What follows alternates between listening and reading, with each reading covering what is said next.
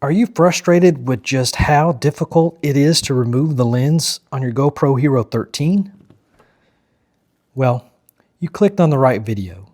So this is the lens bottle cap, and it makes that process as easy as 1, 2, 3. Installation, just as easy. 3, 2, 1. So let's slow that down a little bit.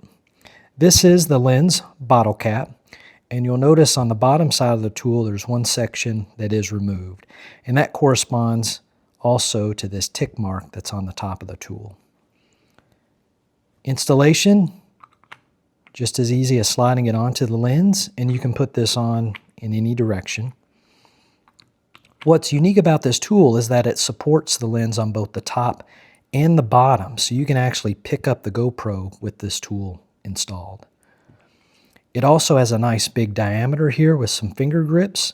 That's going to allow you to easily twist the lens off, and the tool is also made of plastic, so it's not going to damage the lens.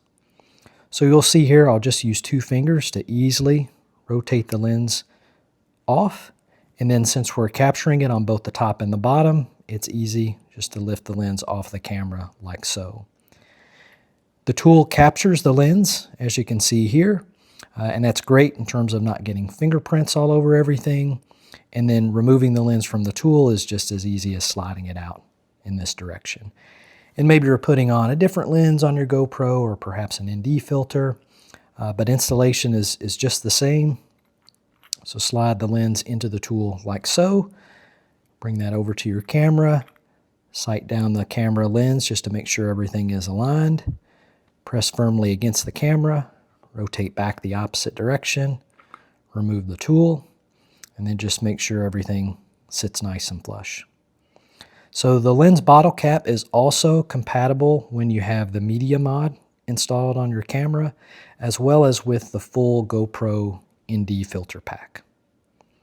So there you have it, the lens bottle cap. Get yours in the link in the description below.